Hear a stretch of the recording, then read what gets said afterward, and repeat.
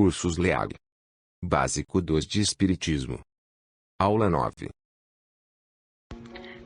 Prece de abertura. Senhor, dá-nos tua inspiração na aula de hoje, para que possamos assimilar os ensinamentos e colocá-los em prática em nosso dia a dia. Pai nosso que estais no céu, santificado seja o vosso nome. Venha a nós o vosso reino, seja feita a vossa vontade, assim na terra como nos céus. O pão nosso de cada dia nos dai hoje. Perdoai as nossas dívidas, assim como nós perdoamos aos nossos devedores. E não nos deixeis cair em tentação, mas livrai-nos de todo mal, que assim seja, graças a Deus. Preparação de ambiente. Livro Religião dos Espíritos. A Mulher ante o Cristo. Livro Religião dos Espíritos. A mulher ante o Cristo. Toda vez nos disponhamos a considerar a mulher em plano inferior, lembremo-nos dela ao tempo de Jesus. Há 20 séculos, com exceção das patrícias do Império, quase todas as companheiras do povo, na maioria das circunstâncias, sofriam extrema abjeção, convertidas em alimárias de carga quando não fossem vendidas em asta pública. Tocadas, porém, pelo verbo renovador do Divino Mestre, ninguém respondeu com tanta lealdade e veemência aos apelos celestiais. Entre as que haviam descido aos vales da perturbação e da sombra, encontramos em Madalena o mais alto testemunho de soerguimento moral das trevas para a luz. E entre as que se mantinham no monte do equilíbrio doméstico, surpreendemos em Joana de Cusa o mais nobre expoente de concurso e fidelidade. Atraídas pelo amor puro, conduziam à presença do Senhor os aflitos e os mutilados, os doentes e as crianças. E, embora não lhe integrassem o círculo apostólico, foram elas, representadas nas filhas anônimas de Jerusalém, as únicas demonstrações de solidariedade espontânea que o visitaram, desassombradamente, sob a cruz do martírio, quando os próprios discípulos debandavam. Mais tarde, junto aos continuadores da Boa Nova, sustentaram-se no mesmo nível de elevação e de entendimento. Dorcas, a costureira Jopensé, depois de amparada por Simão Pedro, fez-se a mais ativa colaboradora da assistência aos infortunados. Febe é a mensageira da epístola de Paulo de Tarso aos Romanos. Lídia, em Filipos, é a primeira mulher com suficiente coragem para transformar a própria casa em santuário do Evangelho nascituro. Lloyd e Eunice, parentas de Timóteo, eram padrões morais da fé viva. Entretanto, ainda que semelhantes heroínas não tivessem de fato existido, não podemos olvidar que um dia, buscando alguém no mundo para exercer a necessária tutela sobre a vida preciosa do embaixador divino, o supremo poder do universo não hesitou em recorrer à abnegada mulher, escondida num lar apagado e simples.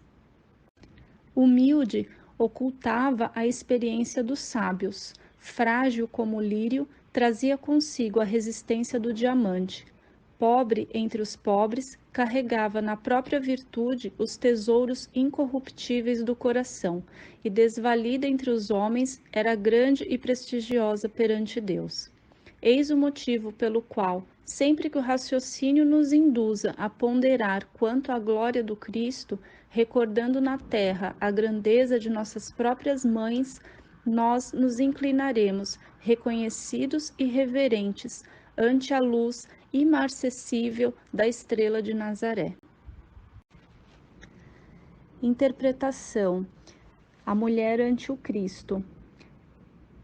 Eu reflito nessa passagem que hoje o mundo ainda, é muito preconceituoso em relação à mulher. Ainda há muitas diferenças, ainda vivemos num mundo muito machista, ainda a mulher em muitos momentos é colocada inferior ao homem e diferente em vários aspectos.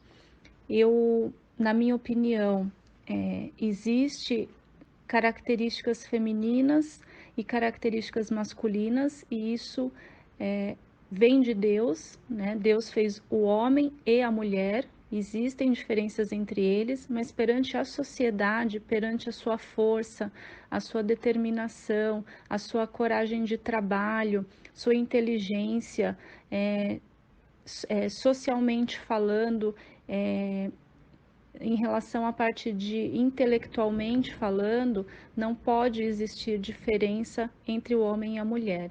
E esse exemplo de força, de lealdade, de determinação, de coragem, vem desde a época de Jesus, com todos esses exemplos que é citado nesse texto, de todas as mulheres que, ao contrário dos homens, que fraquejaram, as mulheres não fraquejaram, elas seguiram confiantes, com fé, com força, dando apoio aos mais necessitados, conduzindo até Jesus os que mais precisavam e jamais fraquejando.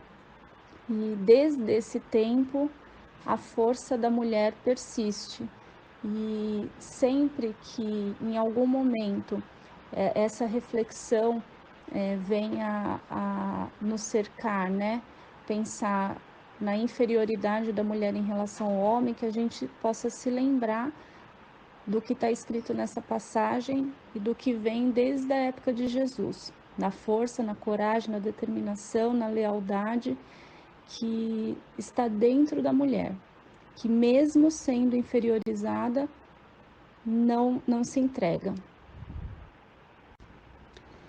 E também através dessa passagem, de tantas outras passagens bíblicas também, Jesus ensina, ou pelo menos tenta ensinar aos homens, porque nem sempre os homens, e homem quando eu digo em relação ao ser humano de maneira geral, entende isso, né? A ela foi dada, a mulher foi dada o dom de dar à luz, o dom de estar o mais próximo possível de Jesus, essa força que é uma força invisível, mas que está dentro de todas as mulheres, que eu acredito que realmente venha de Deus, que foi colocada por Deus dentro de cada uma. E não importa raça, não importa cor, não importa condição social, o maior exemplo disso tudo é Maria, mãe de Jesus, que foi a escolhida, né? A mulher como símbolo da força, da coragem e de estar sempre ao lado de Jesus. E eu, particularmente, sendo mãe de 2 meninos, espero que através desses ensinamentos de Jesus eu possa exemplificar para eles que desde a época de Jesus, a mulher tem essa simbologia de força, de lealdade, de amor e de esperança. Que esses exemplos bíblicos e através dessas lições que a gente tem tido, eu espero que eu possa mostrar para os meus filhos que a mulher sempre tem que ser tratada com igualdade, trazendo de 20 séculos atrás para agora, 2020. Aula de hoje: Lei de conservação. Temas da aula: instinto de conservação, gozos dos bens terrenos, meios de conservação. Instinto de conservação.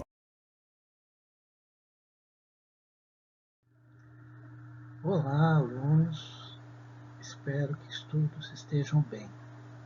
Hoje nós vamos falar sobre instinto de conservação. Dentre as leis que regem toda a criação, a lei da conservação se destaca, pois é ela que impulsiona o homem e os seres no rumo da evolução, do aprimoramento através do trabalho contínuo. Todos os seres vivos possuem instinto de conservação, qualquer que seja o grau de inteligência. Em uns é puramente mecânico, e outros é racional. Livro dos Espíritos, questão 702.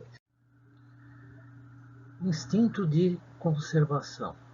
O instinto de conservação é uma lei natural. O homem, as plantas e os animais possuem o instinto de conservação. Nas plantas e nos animais, manifesta-se por atos mecânicos, e nos homens sofre a ação da inteligência, que lhe altera e aperfeiçoa as manifestações.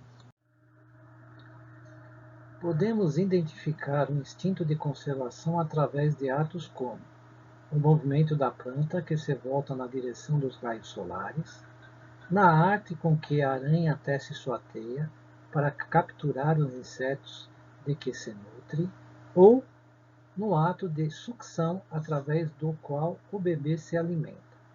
Deus deu a todos os seres vivos um instinto da conservação, porque todos devem cumprir os desígnios da providência. Além disso, a vida é necessária ao aperfeiçoamento dos seres que têm instintivamente esse sentimento, sem se darem conta disso. Livro dos Espíritos, questão 703. Meios de conservação.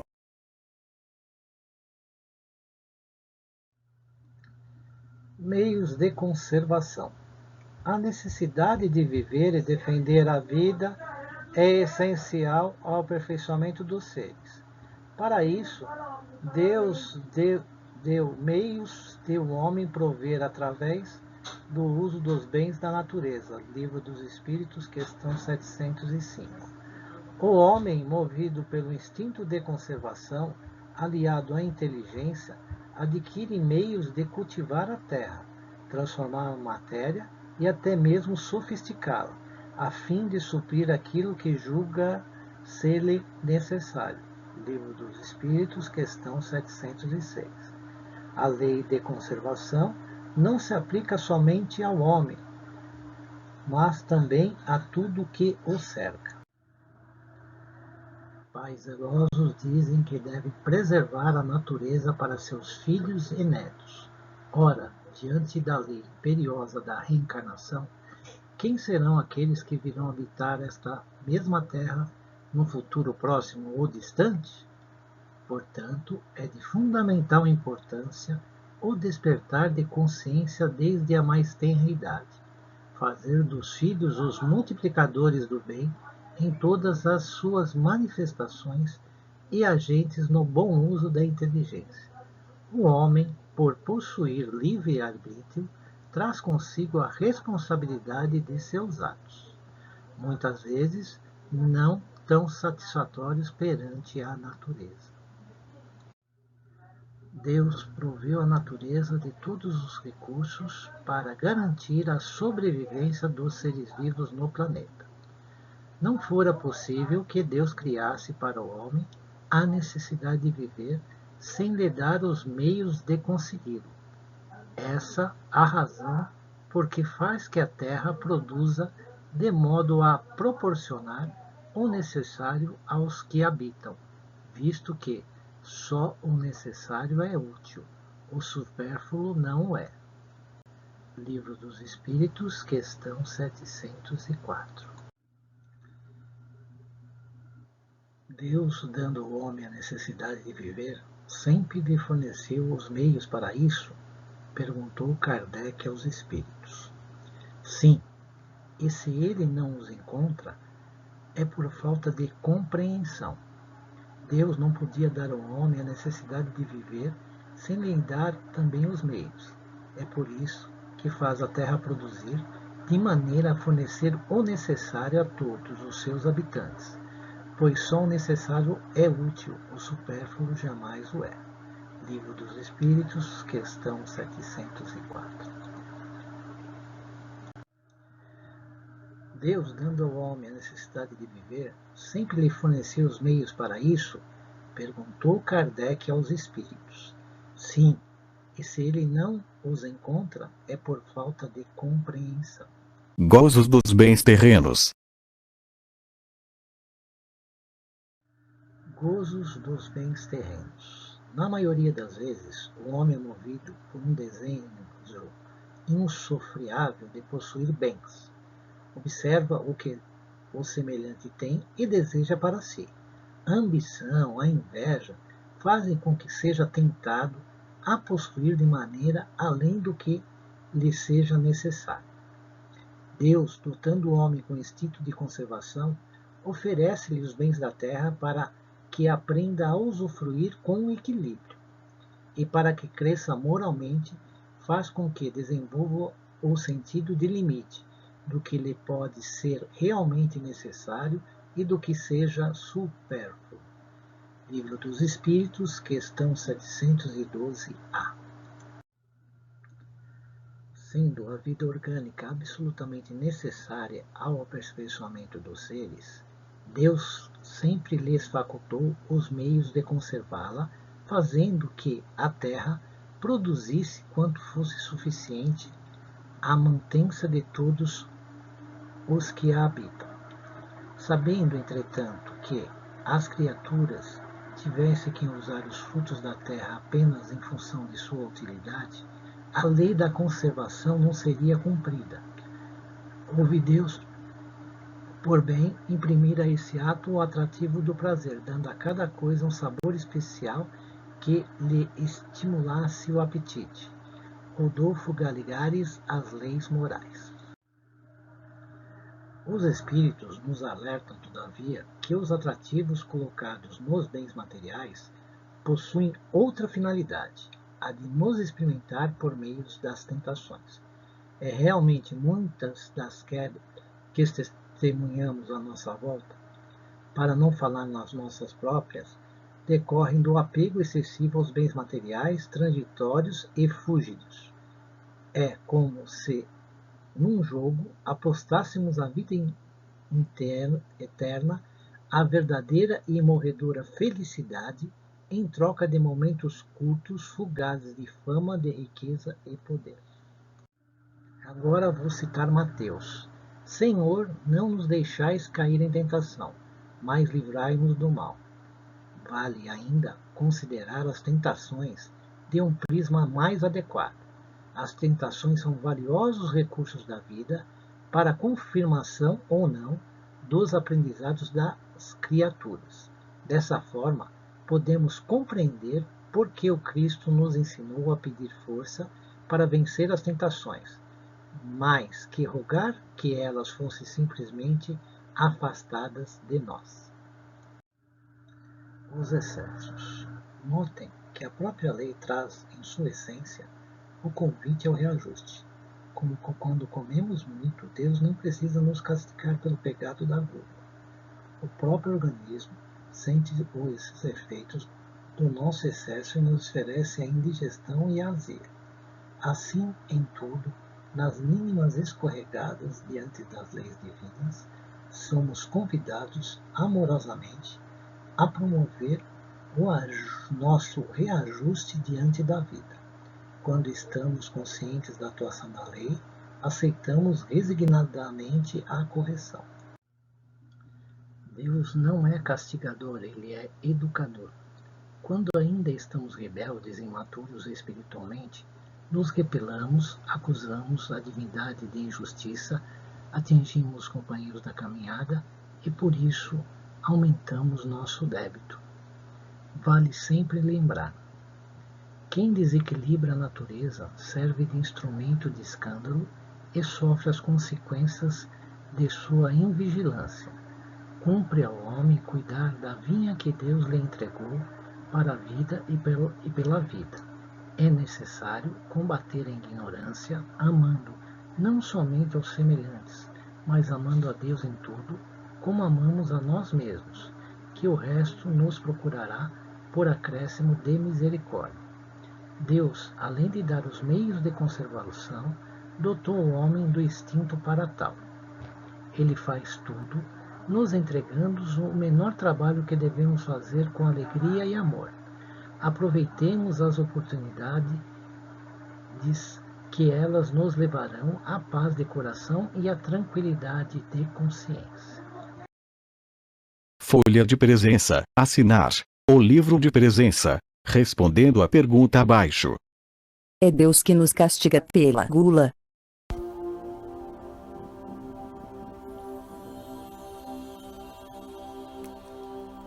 Vibrações. Em tranquila serenidade e confiantes no Divino Amigo, abramos o coração em vibrações de amor, paz e reconforto em favor dos nossos irmãos e sofredores. Vibremos pela paz no mundo, pelos enfermos encarnados e moribundos, pelos sofredores desencarnados na crosta, no umbral e nas trevas, pelos desesperados e suicidas, pela confraternização religiosa, pela expansão do Evangelho, pelos espíritos que estão reencarnados com tarefas definidas, pelos trabalhadores do bem, pelos nossos lares e por nós mesmos, graças a Deus.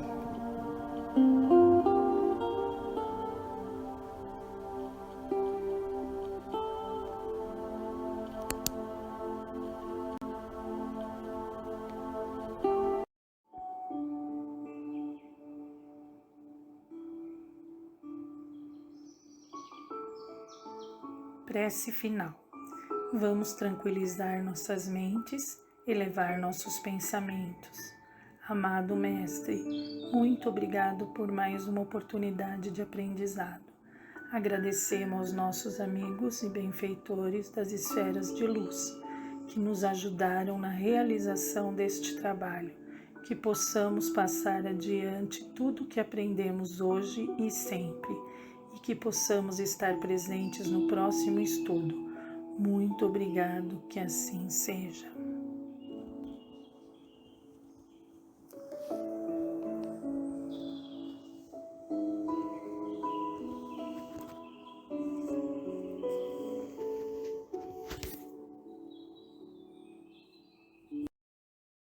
Cursos LEAG 2021.